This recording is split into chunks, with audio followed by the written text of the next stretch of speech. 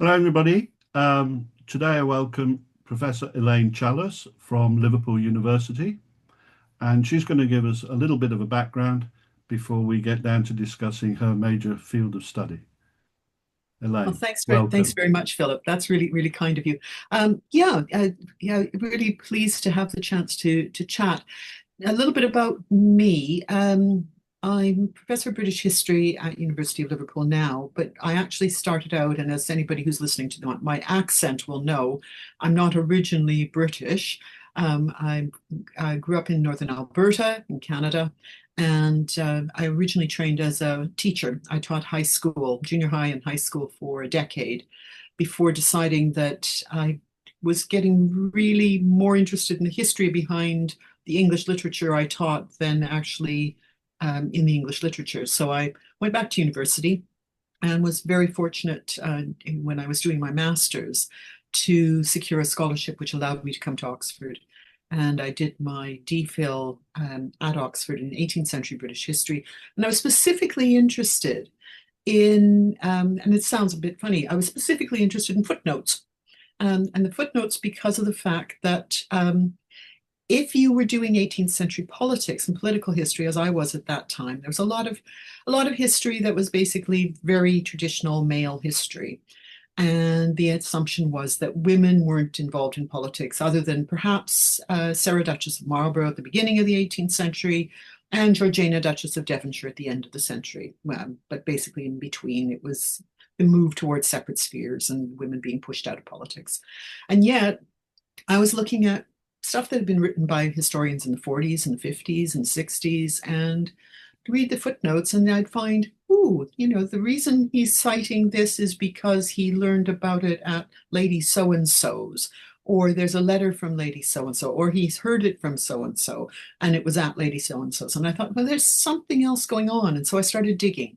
And so my DPhil was really about women in politics, the elite women in politics, and the political arenas that women were involved in. And so I got interested in social politics, how you use social situations for political ends, what we often think of now as sofa politics. Or the kind of things that go on at the race meets or theater or wherever that are political, and patronage and straightforward electoral involvement. And that's been my main focus. But because I've also been interested in other things, and I taught for years at Bath Spa, I got very interested in spas and spa culture, um, and sort of urban history, and from that dimension, how people used towns in the 18th century.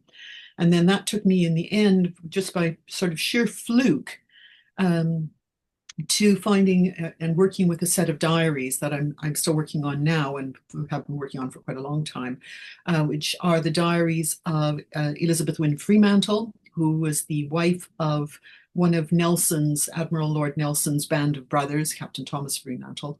And that has taken me through all kinds of things, but that was what got me involved in the history of the Navy and the history of loneliness, particularly. So that's sort of a potted story of who I am and where I'm at. Right now, I'm still working on elections. I'm still working on the Fremantle stuff.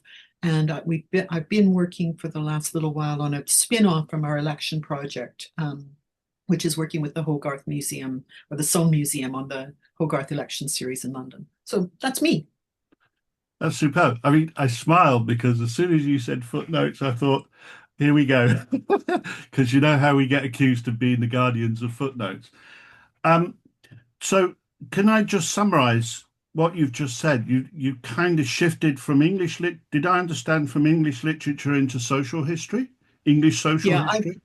yeah, I had when I did my university degree in the beginning in Canada, I was able to maneuver myself so that I could do it as broadly as I wanted. So I had effectively a double major in English French with a history minor. And so history had always been my minor, but because the Alberta school system didn't teach history per se, it taught something called social studies, which is really a sociology, history, and economics combined type of thing. Um, I taught English and French largely at high school and junior high level. Had very little opportunity to teach history in any way. But when I really wanted to go back to university, it was the history I thought I really wanted to pursue, because I wasn't that keen on the English lit crit. literary criticism approach. And so the history was much more exciting to me. Historians are, we're gossips. We're the people who stand over the village gates of the world, and we want to know what people are doing. And so that was really what I wanted to know more about. So, if I could just ask another side to this. So, your English literature, has it assisted you in understanding um, attitudes, social change? Um, I only asked that question because I was recently asked by somebody to read um, Shakespeare and the Kings, and I found it fascinating to think back on my study of Shakespeare and how it was working its way through to modern times. Did, do you find the same thing happening in your social world, or is it slightly different from the literature that you were reading and teaching? Um, no, the literature, well, first of all, having the background in literature, and I was lucky enough when I was doing my undergraduate degree to be able to do bits of things all the way from Old English, from Anglo-Saxon, all the way up to the 20th century. So I had sort of, a bit of a chronology of the different kinds of literature, and I found it extremely useful for the kinds of social attitudes it shows, for the information it gives you, because literature often will give you details of life, social life, and the kinds of things that in your history sources, the primary sources yourself, if you're doing sort of straightforward political history, you might not get. And they give you that kind of cultural breadth. But also, of course, once I started really getting into and working with the 18th century, and my reading of things like Fanny Burney or Jane Austen, and of course, you've got a lot of detail there about the way people were interacting, about the social customs, about the etiquette, about assumptions about gender, and I was very interested in that. So it informs you, and then it feeds into what you're actually finding in your source material, your other source material. And of course, literature itself of its period is a primary source.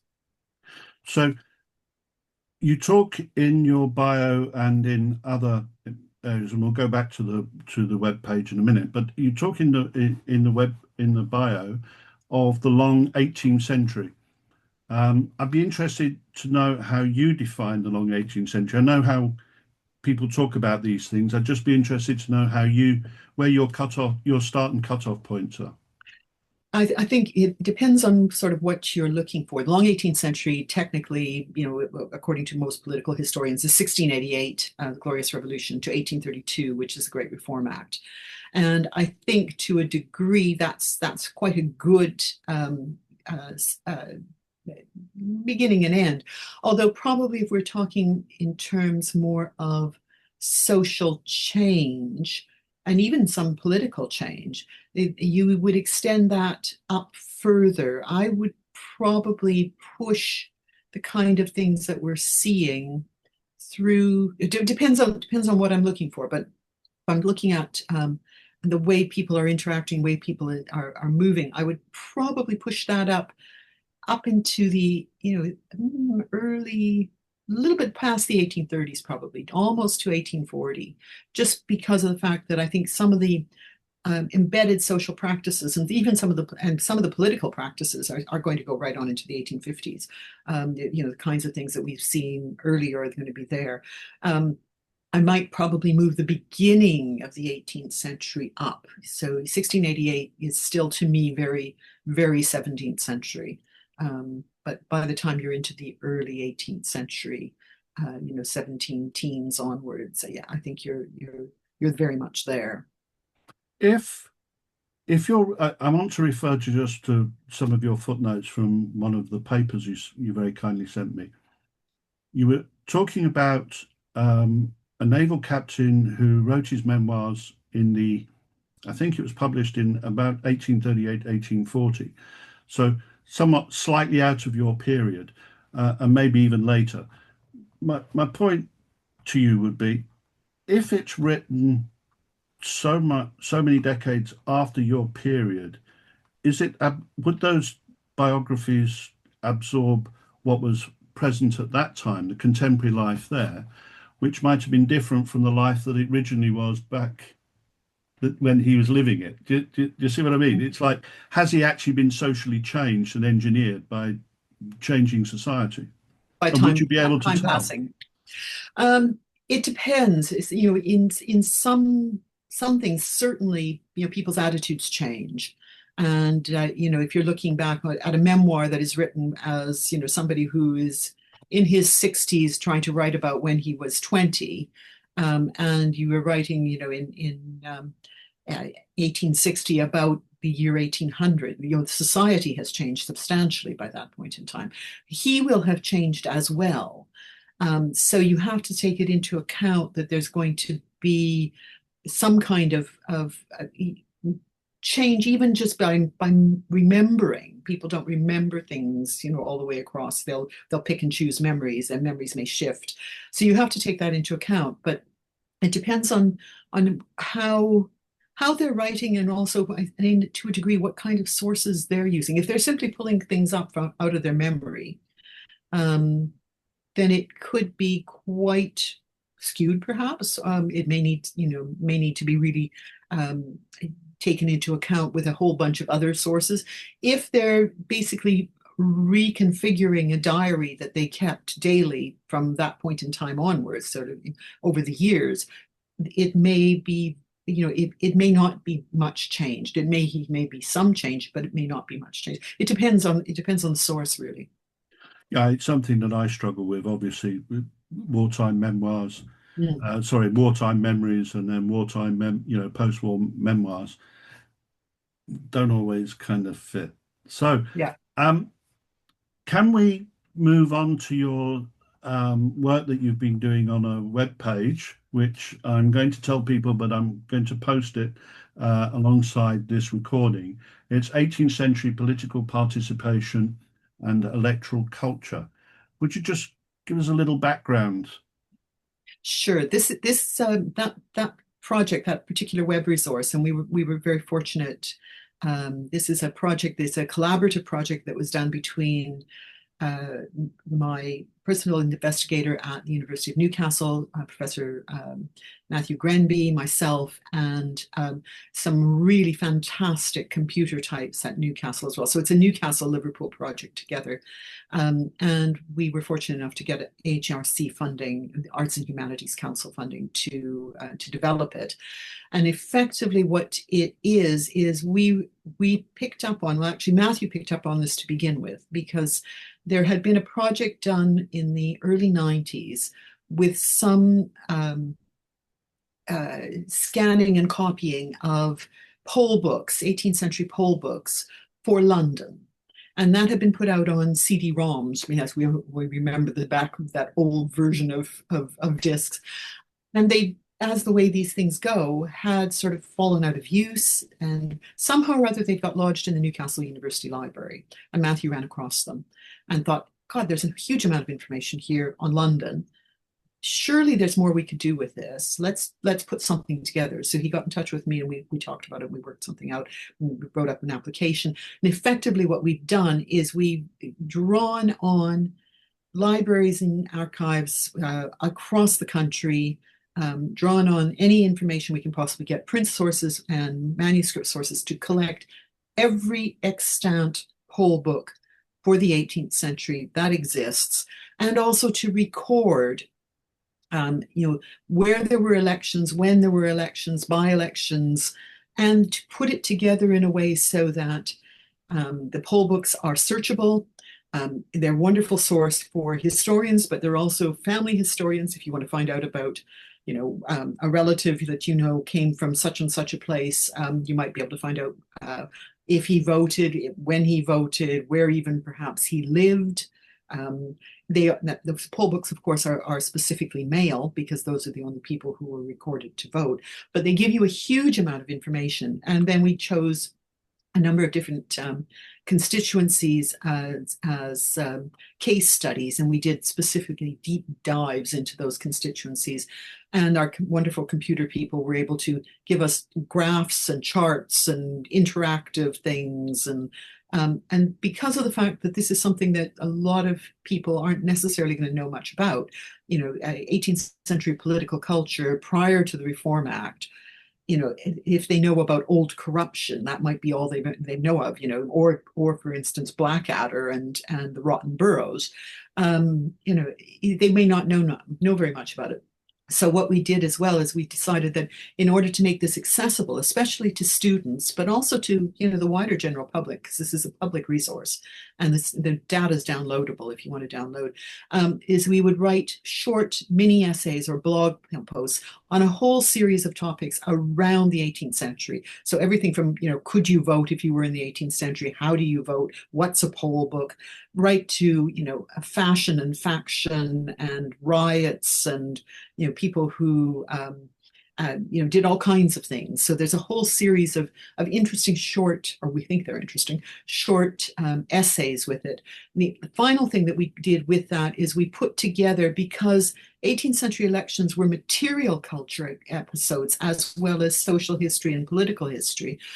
We collected material culture examples. So there were printed mugs and plates and medallions, and we've even got an example of a bludgeon that was used so that, to keep either to keep the rioting people down or to be part of the riot. And chairs for the chairing ceremony, and all of these kinds of things, sort of as a mini museum of artifacts. And so that's all put together in this one big package, and it's done to be accessible. So that's effectively what we're trying to do. Well, after I received your link, I have to say I've never been so fascinated. And I would explain my A level all those decades ago was 1832 to 1914. So I was bombarded at the time doing my A level work with the idea of the Reform Acts, the Great Reform Acts.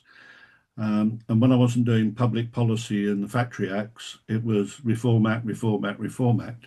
And of course, that embeds an attitude towards how the electoral system developed. Um, we had information, we had some background, but we didn't have a lot about what happened before 1832. So you get the Chartist movement and you get rotten boroughs and all of those conversations, but you don't get we didn't get any of the serious content before. So of course, when I boldly go into your web page, I suddenly find, wow, the whole story there, and it was incredible. And it's so easy to use and navigate. You know, Yeah, from that's what we wanted. but from a technical perspective, it's so easy to use and navigate. It's not just for academics. Anybody could use that and understand immediately a whole new political background, which isn't entirely remote from the from the world we're living in today. He laughs. Oh, absolutely. Yeah, yeah, yeah. You've got corruption and sleaze and patronage and electoral shenanigans of all kinds of sorts. Yeah, you've got all kinds of stuff. No, one of the things we really want to do, part of the problem with the 18th century and 18th century politics in particular, but 18th century in general, is it is almost completely ignored in the school system, that the kinds of things that kids study for school in Britain. There's bits and pieces that they do. They might do a bit about the American Revolution. You might have a bit, sort of in the early period around, sort of 1688. But effectively, it's missed out. And so what we wanted was something that the teachers who are starting to teach key stage 3, where they start dealing with democracy, and they have to look at things like information and misinformation and questions around corruption and whatnot, that students could use some of this information as well, and the teachers could use it, as well as, of course, the wider general public.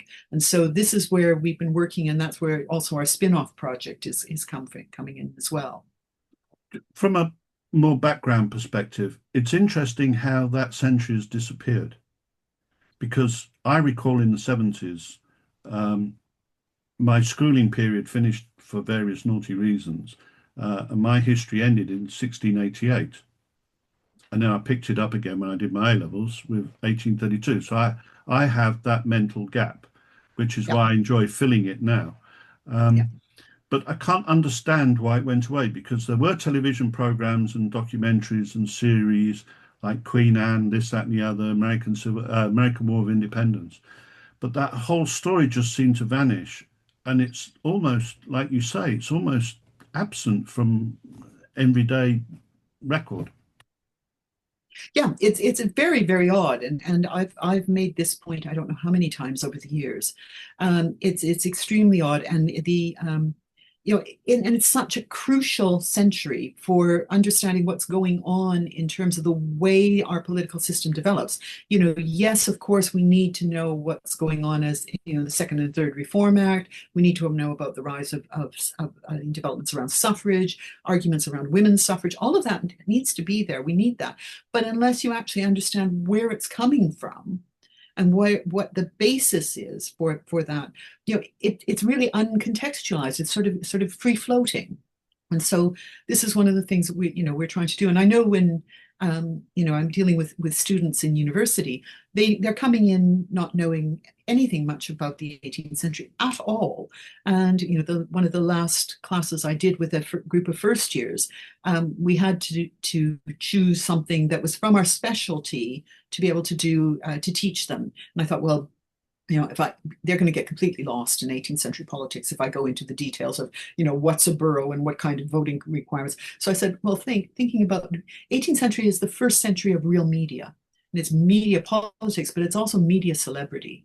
And so we did the history of celebrity. We talked about the 18th century as a century of influencers. And you get that. You get this kind of, and they got really excited about it. And then anyway, you can take them into the politics as well. So yeah, it's great fun.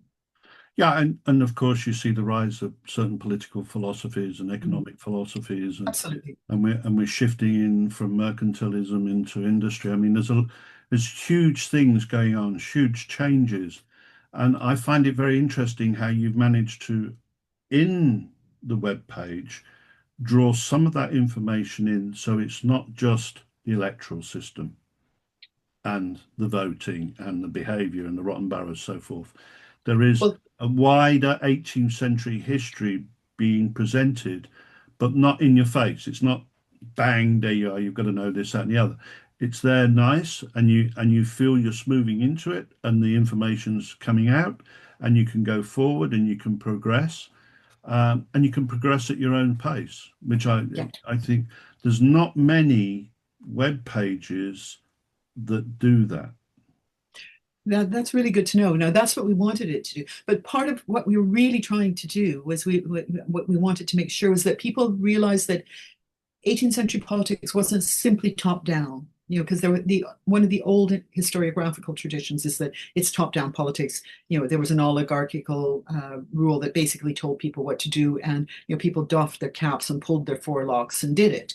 And that's not, it does happen in some cases, but it's just so much more complex and it's so much more fun and it's so much more involved. You've got women, children, workmen and artisans and people who don't have the vote who are involved in politics in various ways throughout. And you get these wonderful glimpses of a political world that is participatory in lots of different ways. And that's what we were trying to get to say, look, this is an interesting conversation that's going on in terms of the development of politics and how people were involved in politics and in elections and in the wider political sphere as a whole. When I looked at some of the subjects, the ones that stood out for me was, I mean, to actually even go down to the basic question, who could vote, um, who the electorate were, slavery, and the black voter. That kind of blew my mind, given what's been going on with all the debates of new colonialism and empire was a good thing. Here we are, suddenly slavery and the black vote, child voters, violence and the riot, and voting reform. It was like, wow. So, if you don't mind me asking, which were your specific inputs, your topics, the ones that you focused Oh on? heavens. I worked on a lot of them, but stuff I've done specifically, I did stuff on the women in fashion and politics. I did stuff on canvassing because I find that really, really interesting. I've done a lot of work on controverted elections, although the piece on controverted elections there was done by one of our research assistants. I did one of on Bedford 1830, which is one of the ones on Riot. And there's a number there that I've done. So yeah, just sort of bits and pieces from all over where my interests lie. So if we were to Oh, and the talk about, 1754 Oxfordshire election too, of course. okay, so if we were to talk about one of them, I'd like to hear how you put together the idea of canvassing. I mean, that's just fascinating because, you know, we here over here in Germany, we have canvassing in different types. I mean, this year we got somebody knocked on our door and we was totally shocked because it was the first time for like 20 years. But they put billboards out and you walk down the street, they offer to buy you a beer and tell you if you want to hear all about the SPD or something. Yeah. It's a bit more in your face over here than perhaps in the UK. Um, how was canvassing in the 18th century? It could be extremely in your face, very, very in your face. It could actually be in your bedroom as you were in bed with your wife, which is just a wonderful example of one of those. You had different kinds of canvassing. So you had what would be, in a sense, the public canvass. If this is an election that's being fought, and of course in the 18th century, not every constituency or even or every borough would have been fought.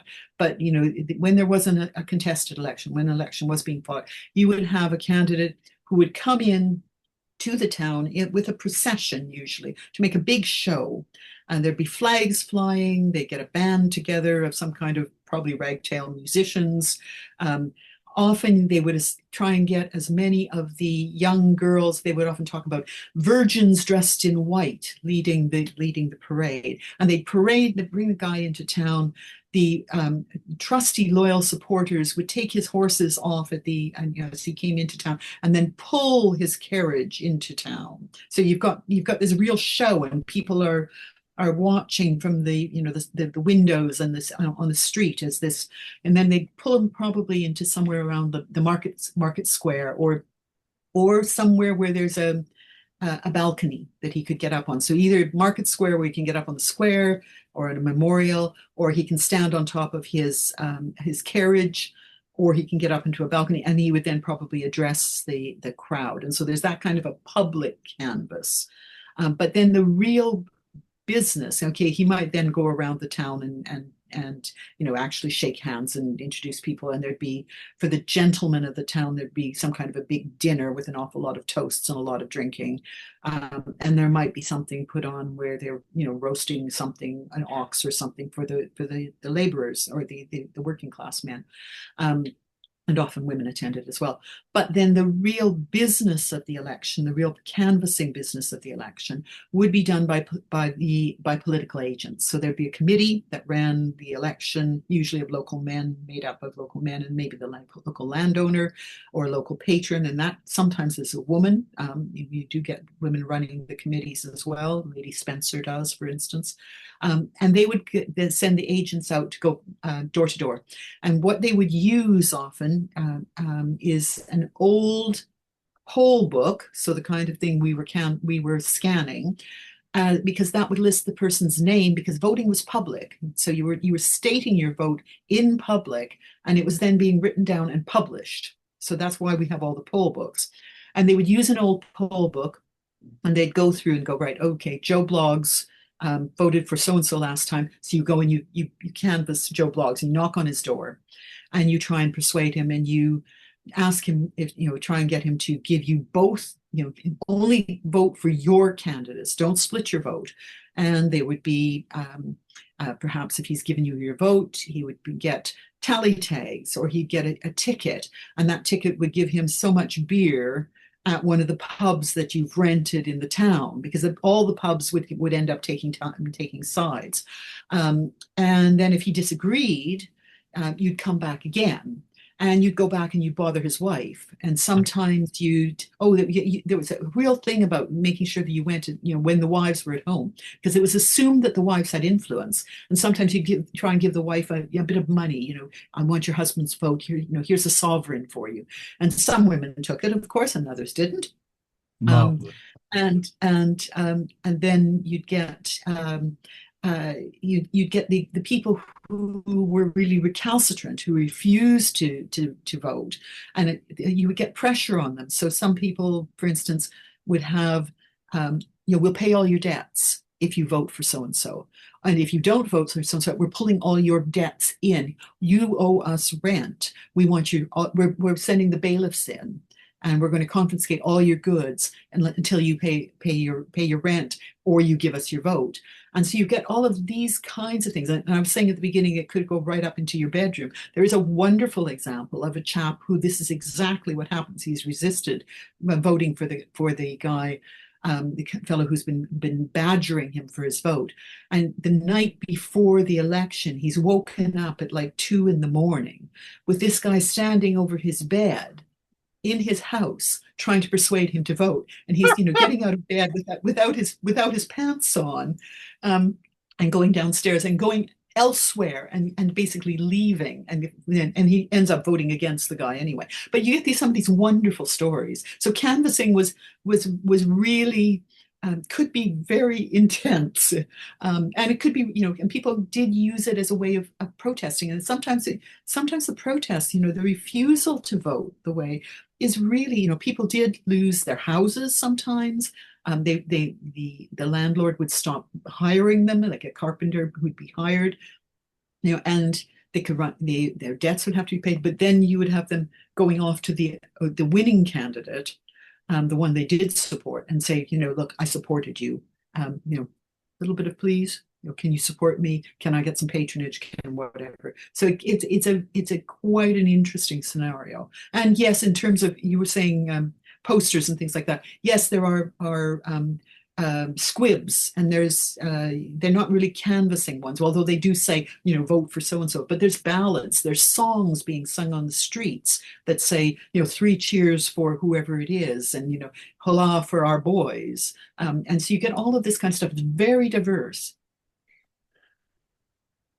With that level of coercion, I'm going to use coercion. With that level of coercion to vote, does it divide societies and communities and towns? It can. It certainly can. Yeah. You get some very hotly contested elections, where there's really, they are truly fought, and I do mean fought. You do get deaths. Elections were rough and tumble, and could be very rough and tumble, and they sometimes you have people dying because they've drank so much that they basically die of alcohol poisoning before they get to the vote. But also you do get sort of hired groups of mobsters basically, and you hire on your side, you hire stavesmen, people who have bludgeons and things, and carry your flags and banners, but also they're there as special constables to keep your side safe. The other side will hire their own, and of course you end up sometimes with some quite rough and tumble, quite violent riots. Yeah, it can be quite rough. Was there any lag from, I don't know, the Civil War or from the Revolution? Was there, societies that have been divided then that were still divided in these elections, going back to that kind of Sometimes, period?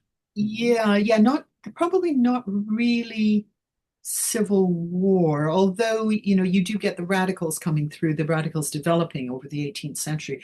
It's much more personal usually. So there's families against families, or it might be church versus chapel in some boroughs. It's different kinds of issues that actually get people going, or split the sides. And lots of them, of course, weren't. They weren't. You can't give the idea that they're all rioting. They're not. There are lots of elections that go quite peacefully, and there's just a lot of drinking, a lot of toasting. There are balls at the beginning, balls at the end. There's tea parties for the women. You see, you get a little bit of everything through these kinds of elections. During the canvassing, are those people who can't vote or are excluded from the process, are they just onlookers? Oh, some of them are, yeah. Some of them are just onlookers. What you do get, and this is again in some of the quite corrupt elections, and there's some boroughs that are very, very venal, um, that you get. The votes are for sale, and basically they're there, and it doesn't really matter if you're a voter or if it's your family members, that you're going to be canvassed and um, persuaded in various ways. And so there's some wonderful, and this is so corrupt, it actually gets picked up on in petitions to Parliament, and the election gets annulled in some ways. But some examples of holes in the wall, where basically the candidates make it clear that there will be something going on at this particular pub, and there will be a hole in the wall, and so there's basically bouncers at the door, and the voters and or their sometimes their sons, sometimes even their wives, go in and they get a gift or what looks like a twist of tobacco. They put their hand through the hole in the wall and they're given something in the dark, so you can't actually see who's giving it to you. And it's not a bribe. Honestly, it's not a bribe. And you take it away and you open it up and, oh, it's not tobacco, it's 5 guineas. That's a lot of money. It is. Wow. The other one I picked up that you say you were involved in was political fashion. Was that right? Mm. Clothing? Yeah, And yeah. how did that work? Well, yeah. Well, politics. This is part of sort of the material culture of politics. Um, each candidate had a set of colors. Right. So just like nowadays, we in the UK, the Tories are blue and Labour's red and whatnot like that. It wasn't that fixed in the 18th century. And so often the colors that people were using, although Tory blue increasingly is conservative blue, and that tends increasingly to become fixed. But it often was the horse racing colors of whoever the patrons were. And so, it was turquoise or it was pink or it was whatever. And there was the assumption that you would show your commitment to the side, your support for the side, by wearing the colors of your candidate. Now, on the whole, the first thing you would have is you would have cockades. Okay, cockades that you would have made, that would be ribbons that you'd wear in your hat. You decorate your horse with. You decorate his bridle. You get your servants to wear, your wife to wear, your kids to wear. That kind of thing. So cockades were the first way of immediately telling who was supporting who. So you can see that. But then you also had the idea of wearing colors. You might and there's satirical pieces about women having to wear the colors of their candidate because they don't like the clothes that they're wearing because the color doesn't suit them.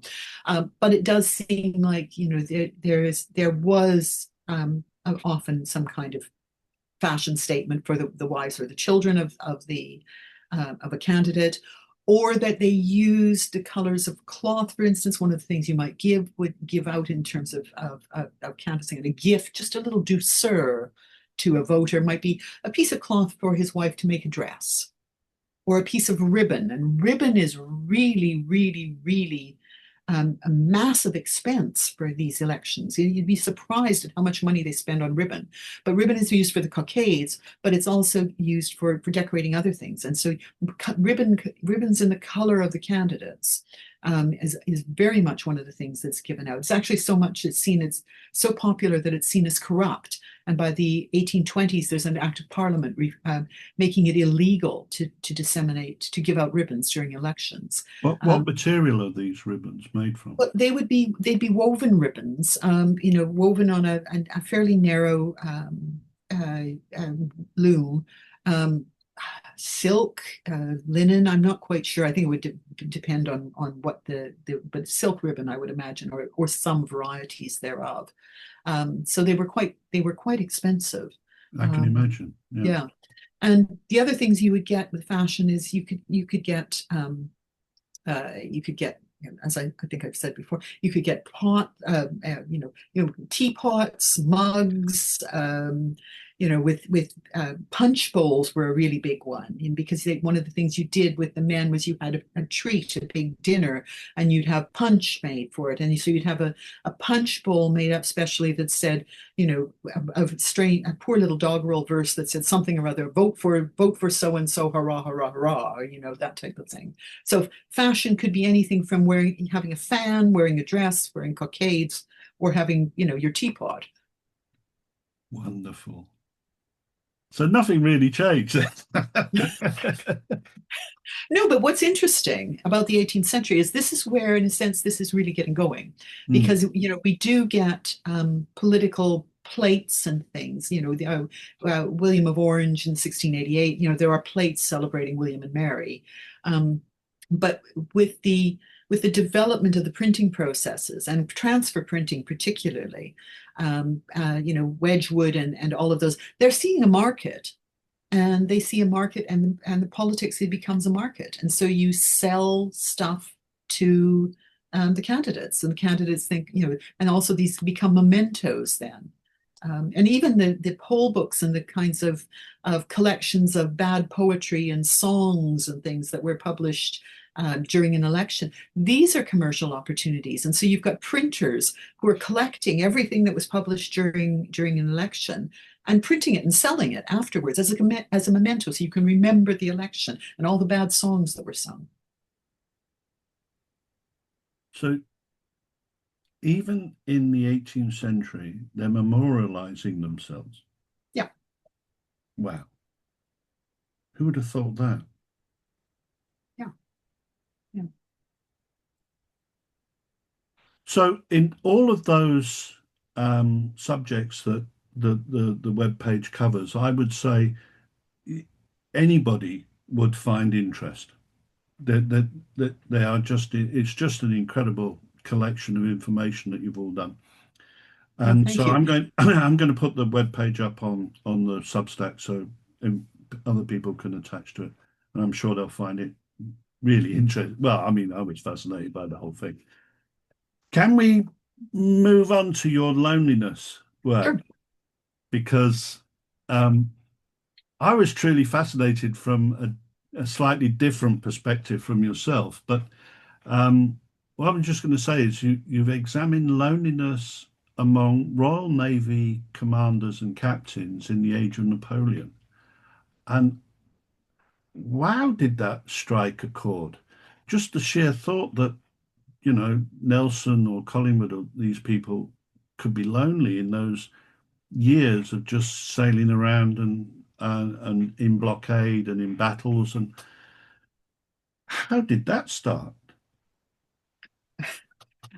How did it start, or how did I start How did you start accessing that? it? How did you, Okay. where did that all begin? Okay. I think I said at the beginning, I'm working on a set of diaries from Betsy Wynne Fremantle's diaries, who's married to Captain Thomas Francis Fremantle, who becomes a vice admiral and commander in chief of the Mediterranean in the end, one of Nelson's band of brothers. And what I had was I had all of Betsy's diaries, but I also had their letters back and forth while Fremantle was at sea. And he's at sea right through. Well, he's at sea for most of the Napoleonic Wars, and just home enough basically that they have about 7 or 8 children at the meantime. But he's away for long periods of time, and so if you were a Royal Naval captain or an appointment, you were away. It was a 3-year appointment that you would be away. And now, increasingly, because the Navy was better supplied, the ships were getting better, they were away a lot more. And so there wasn't that much coming back home or coming back to Portsmouth or Plymouth or wherever that somebody could get down and have a quick chat and visit with your husband. So a lot of this depends on letters. And one of the things you get, or I was getting Thomas Francis writing about how he was lonely, and Betsy writing about how she was lonely because they were missing each other, and they were, trying to use their letters to keep in touch with each other. And I was looking at this and working my way through how they coped. And I was thinking, one of the things that kept bouncing out at me was that Fremantle wasn't alone. He, like all the other captains, had been taken from the mess room increasingly as they went up the social ladder and up the leadership ladder to a place where, in a sense, a naval captain or an admiral is like a monarch on his own. He's very much self composed, I suppose, just sort of self-enclosed. And there's a gap, there's a social gap, there's a leadership gap, there's a power gap between the people below him. And there's at sea for ages at a time sometimes. And sometimes they're in very good I've got an admiral who's really good and who's really happy if they're on blockade so that they can get together in the evenings whenever their ships are close enough together. And then they've got their compatriots because it's their peer level that gives them the networks they need, the support they need in a sense, other than the letters from home. And so that's where I got started on that. And then I started looking at, and Collingwood, of course, is a classic example of this because he's really struggles with loneliness, and he's not a particularly social man to begin with. And so this, and in a sense, his story is quite tragic because he dies before he gets home. So that's where that came from. But I was interested in loneliness and the loneliness of leadership because I think that actually, if we're thinking about this kind of thing in the Royal Navy, you can find it in other areas as well. Anywhere where you're looking at people who have been put in a position where they are separated by power and hierarchy from the people below them, but are having to operate in a sense by themselves for much of the time without having that horizontal connection. And that's really where it was coming from. Well, I noticed from reading a lot of German generals, they write to their wives regularly, Yeah. but nobody's ever written a book about German generals being lonely. They might be war criminals and nasty Nazis, but the idea that they might suffer from loneliness while on the Eastern Front has, as far as I'm aware, has never been considered. So if I just take you back into the work that you've done there, the thing that struck me as a pointer, as you said somewhere along the way, I can't remember which part it was, um, that their careers were beginning at the age of 10 and 13. And by the time they were captains and commanders, they'd been through such a process that they'd not been home very often and the loneliness builds. I understood that. What I couldn't get my head round was how did they get educated to be able to write these letters? If Well, they're on a boat. well, partially because of the fact that they had people on the boat who were there to educate them. Okay.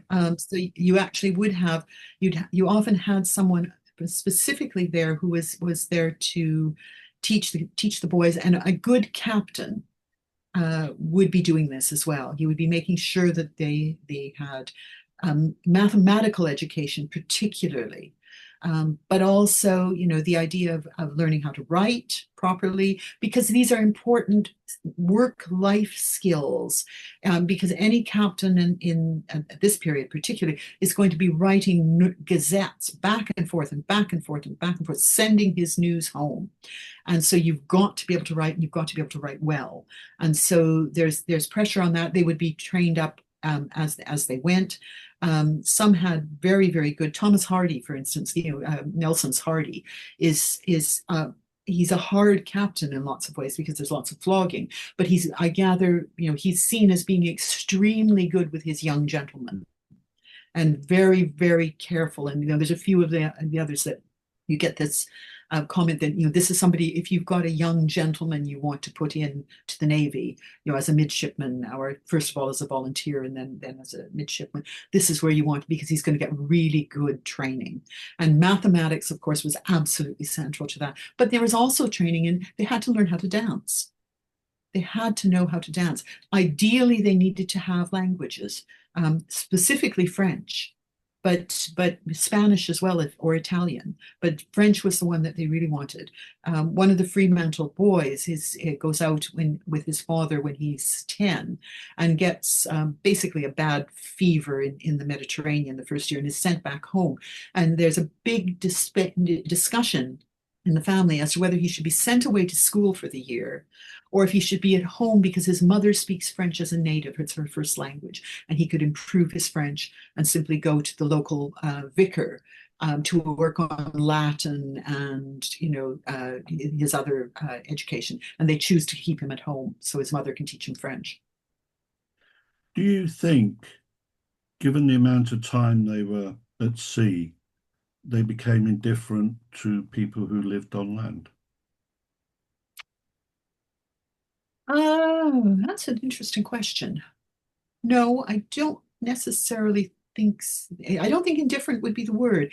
I think the, I think probably for the men who actually endured battle, and of course, there's an awful lot of time that people are at sea, even during the Napoleonic Wars, that there's no battles. You're busy blockading and you're ruddy bored because you're going back and forth and turning in circles and going back and forth and hoping that the French would eventually come out. Um, um, and so you're not really doing anything in the sense other than sailing and sometimes very difficult sailing, but it's sailing. And so there would be music and there'd be, dancing among the sailors and there'd be, they'd act a play or whatever, there's all that kind of stuff. But I think the connection is always, there's a connection home. Now, whether that's as close with with some of the sailors perhaps as it is for the more elite, the admirals, the officer class. I'm not sure, but the office for depending on the officers, a lot of them it's this is a job and I want to do it really well. I'm doing it for duty. I'm doing it for the country. But I also want to get home and I want to, grow a farm and, sit at home and get involved in politics. And so there's an engagement in that sense. Yeah, I don't know of any that just felt, completely sort of disaffected and disconnected. They seem to be connected. Was there a sense of an occupational melancholy? I think probably yes, certainly for some of them, with that fits with the loneliness. And Collingwood probably would be one of those. There's the idea that this is hard work. It's demanding. It can be exhausting. It's dangerous. You're seeing if you are going into actual battle, you're seeing men around you die. There's potential for what we would probably call post-traumatic stress. And of course, you've got the idea that you're out there by yourself and you're having to sometimes make it up as you go along because it takes sometimes months to get the mail back and forth or the mail gets lost. And so you're not quite sure what your superiors in London really want you to have done. Has things changed? So there's stress involved, there's anxiety involved. So I think, yes, occupational melancholy would be associated with that loneliness for some men, for sure. And trying to get my head around a lot of the ideas you had, it struck me that there's an intimacy between the captain and the crew. But then on the other hand, it's not an intimacy in the sense of they're all close and clingy, but there is an intimacy of command and rank, which is that they're all dependent upon each other, but they don't get that Yeah, close. You yeah, see what I mean? There's an intimacy, but it's not the intimacy of being very close. It's the fact that they rely on each other to get the job done. Did yeah. did No, I was think that I think you're right. Yeah, it's intimacy is probably not quite the word I would use, but yes, there's an interdependence for sure. And you want a good crew that pulls together and that is well rehearsed, and that the crew then respects the captain and respects the decisions that are being made, trusts in a sense in that those decisions being made, and that is absolutely crucial. And what you do find is in good crews when you've got a captain who's being transferred from one ship to another, they'll try and bring a good portion of their crew with them if they can, and they'll even have crew members writing to them saying, is it possible for me? I've been put in so and so's ship and I don't really like it here. Is it possible? Okay. sorry, that was my husband just going off. Possible to be part of, to be transferred to your boat, your ship instead. So you do get that kind of thing. The difference is that power gap. The where and the Navy is increasingly hierarchical over this period and into the 19th century. Who's allowed on the quarterdeck, who can stand where, how is the captain expected to behave, who speaks to who, how, what's the ladder of responsibility. It gets quite detailed, and so that complicates matters, I think, in terms of any kind of real intimacy. But does the loneliness in any way affect the crews?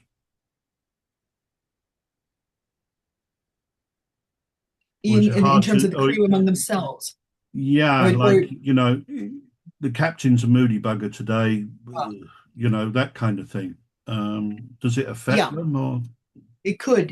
You get some, um, and I'm trying to, I can't actually for the moment right now think of the names, but there are references to men who go mad, basically as captains who go mad. Now, whether or not they go mad because of the fact that they're lonely, or because they're drinkers, or they take drugs, or they just have various mental problems. But you certainly, if you've got a problem with the captain, you've got an unhappy ship usually, and so that's problematic. If you can be still a good captain in the sense, like, again, Collingwood, I think, who's desperately lonely at times, but he's absolutely duty focused. He compartmentalizes, and that's the other thing that these men do, is they compartmentalize. And I think we find that with soldiers in wartime anyway, that you compartmentalize, and they concentrate on what needs to be done, and they do it. And it's when they stop doing it that then everything sort of hits them. Do any of these captains, when it's extreme, get replaced? Or do they Yeah, stay in service? no, sometimes, if somebody gets really ill, they can ask to be replaced early. They can be replaced. If there's real problems, there may be something that ends up with a court martial, and they're sent home in disgrace. And of course, the occasional one just simply dies or kills himself. There's some sad stories as well. So the suicide is significant, is it? Well, I wouldn't say it's significant, but it's not entirely unknown. Right. So you mentioned Collingwood, and he kind of figures as one of those professional officers around Nelson who I've never ever heard of as being somebody who was melancholic, lonely, or whatever. How, how did we not know about that? Probably because people weren't really interested in his letters home. Well, that's that was straight to the heart and push. Yeah, No, but I this is the understand kind that, of but thing. This is what we find when, if we're doing, and again, this is the difference in the approach to the way that we're looking at history now, and naval history as well, because Nicholas Roger, back in the 90s, when he was writing Command of the Ocean and things like that, was saying we need to have a fuller understanding. If we want to understand the Royal Navy, we've got to have a fuller understanding. So we've got to understand what's going on with the women at home. But in doing that, you also have to understand what's going on between husbands and wives. You need to understand sort of the wider thing. It's not just simply Nelson coming in, and what are his fleet movements, and where did he plan to put the ships, and did he actually put a telescope to his blind eye and say I see no signal. I'm paraphrasing, but that kind of naval history has been stretched out to a new kind of naval history, which is much more inclusive, and is much more looking at sort of the culture of the Navy, and is looking at, and it ties in with the development of history of emotions as well, which is of course where the loneliness stuff comes in. And so you're looking at sort of these people in much more in the round, and we're taking in other interesting other sources, so, you know, if you're looking simply as to why Collingwood did X and didn't actually secure the ships after 1805 in Trafalgar and ended up having to have a bunch of them destroyed, you're not really interested probably in the letter that he wrote home to his wife, that might have said something completely different, that he might not have been talking about that, or to a friend. It's the focus as to where you see the importance of your sources. And so if we look more broadly, we find answers to more interesting questions. What I was thinking there was, is not, it wasn't so much that there isn't looking at the culture of the Royal Navy and the psychologies and and what have you. We know about Nelson and Lady Hamilton. So there is the professional sailor and there is the relationship lover, and that story. What we don't know is, and you call them the Band of Brothers guys, these other officers, their background lives have been somewhat distant. That's all I'm saying. That Yeah. Nelson has a family and has a background and has a life. All the Band of Brothers, we only know them as professional sailors. I find that fascinating. It's taken so long for us to get to understand who these people really are rather than what we thought they were. Yeah, no, I think that's very true, and it is because of, in a sense, because of the way that the approach to the history is changing. So some of that's starting to be dug out now, and fortunately, when of course we probably won't get for all of them because it will depend on what kinds of sources are available. But when you start looking for sources, there are sources available, and as you've seen with my work on loneliness, there are letters and there are sometimes diaries and there are things that you can pull out and you can build a more interesting or a more nuanced picture of these people. Well, there's definitely looking, I mean, as we do, I looked at the footnotes, I looked at all the background, and there's a literature base there and there's a historiography, and it struck me as very interesting. Why did you choose, for the life of me, I can't remember the man's name, the sociologist who worked on loneliness? I forgot the name. The specialist you referred to, is it Weiss? Uh, oh, yeah, yeah, yeah, because that's the oh heavens, yes, I can't remember his name either now. I'd have to go back to it. But but It, yes, the reason being is because that loneliness chart, that loneliness uh,